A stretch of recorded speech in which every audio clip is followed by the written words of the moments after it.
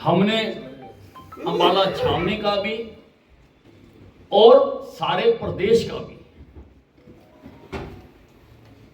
काम करने की कोशिश की है और इनके रहते मुझे कभी किसी काम में अड़चन नहीं आई। जब भी मैंने कोई बात रखी तो इन्होंने उसको हंसते हंसते स्वीकार किया।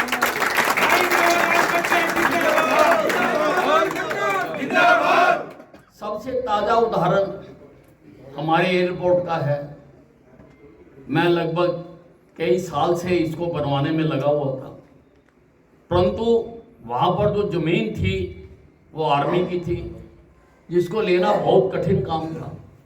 लेकिन मैं केंद्रीय रक्षा मंत्री माननीय राजनाथ सिंह जी के सहयोग से उस जमीन को हरियाणा सरकार को स्थानांतरित करने का मैं पत्र लेकर आया।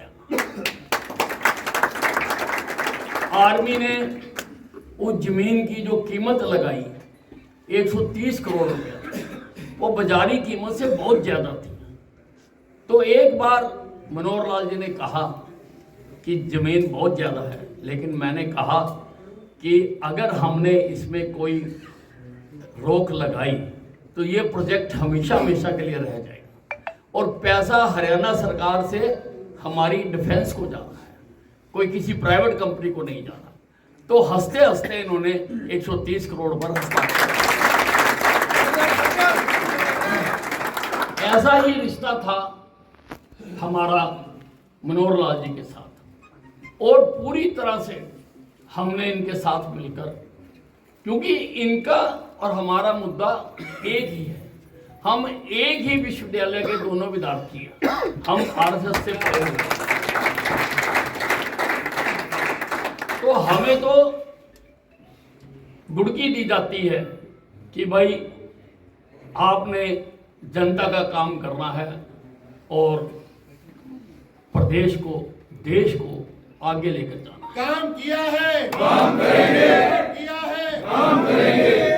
काम करते हुए ऐसा नहीं है कि मेरे इनके साथ मतभेद नहीं होंगे, वो हो जाते हैं। प्रजातंत्र का तकाजा है, प्रजातंत्र में भिन्न भिन्न मत हो सकते हैं, लेकिन हमारे मत मुद्दों पर होते थे। और उसकी भी खूबसूरती ये है कि जहां ये मान जाते थे, जहां ये मुझे मना लेते।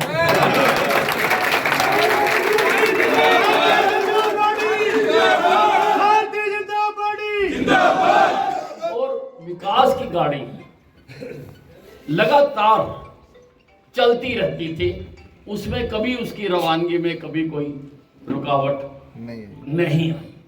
और जो हमने मांगा इन्होंने दिया। अंबाला छावनी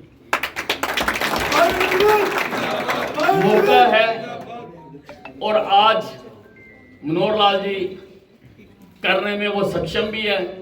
हमारे सौभाग्य से वो डिपार्टमेंट भी इनके पास है और मैं मांगने से आज भी बाज नहीं आऊं।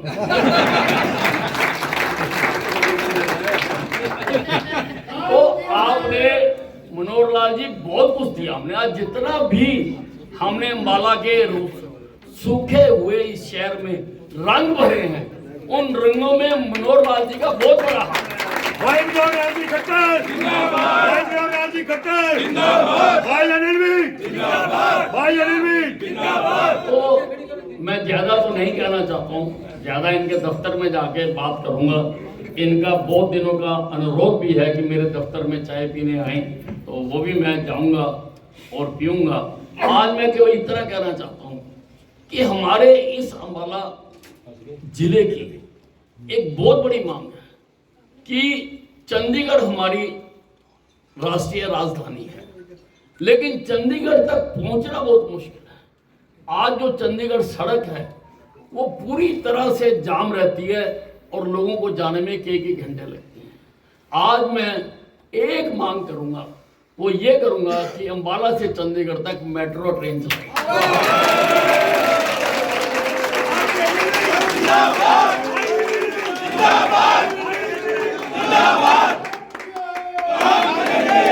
आज होली है मित्रों, और आज सारे देश में होली के रंग एक दूसरे पर डाले जा रहे हैं। आज होली के इस पर्व पर एक बहुत बड़ा मुद्दा भी बना हुआ है, और आप जानते हैं कि मीडिया के माध्यम से रोज इसके बारे में समाचार प्रकाशित होते रहते हैं, लेकिन मेरा मत बिल्कुल साफ है कि ये हिंदुस्तान है। अगर इसका संधि विच्छेद करें तो ये हिंदुओं का स्थान है।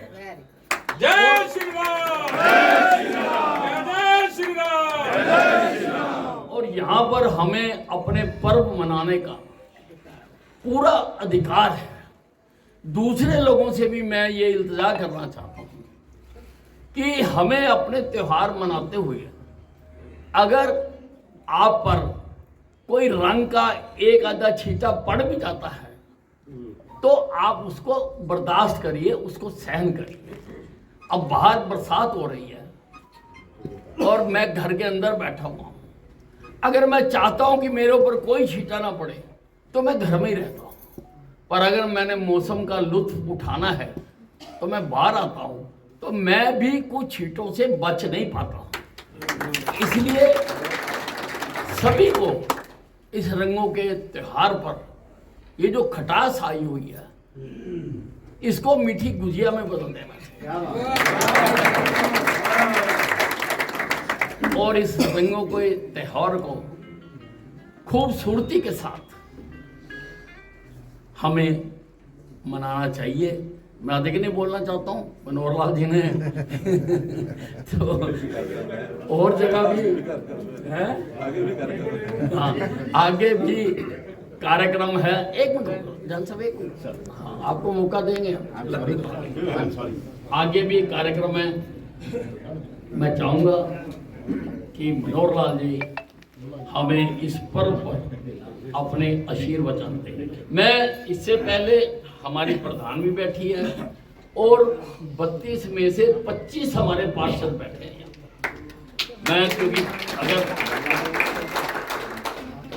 32 वार्डों में से 25 हैं, ये तो इस चुनाव से पहले भी थोड़ा सा खेल बदरंग हो गया था। हमारे 25 में से 32 में से 15 उम्मीदवारों की टिकट काट दी गई थी। मैं उसमें नहीं जाना चाहता हूँ, अच्छा दिन है, कोई बात नहीं, बताएं, इनको तो पता होना चाहिए, पता होना चाहिए, मैं उसको ज़्यादा नहीं करना चाहता हूँ। लेकिन जब मैंने हाई कमान से बात की तो उन्होंने मेरी बात को माना और 15 में से 10 टिकटें हम बदलवाने में कामयाब हुए। और मैं बताना चाहता हूँ कि उस 10 में से 9 सीटों पर हम विजयी हुए। 9 सीटों। अगर ये काम ना होता तो इस बार मैं 32 की 32 सीटें जिताकर देश में एक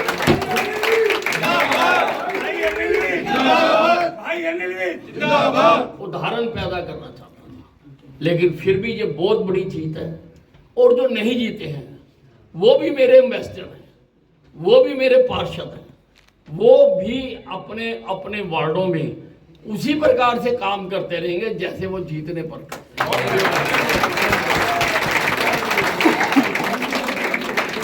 और हमारा जो पार्टी का योजनाएं हैं, केंद्र की योजनाएं हैं, प्रदेश की योजनाएं हैं, उनको वो घर घर तक पहुंचाएंगे।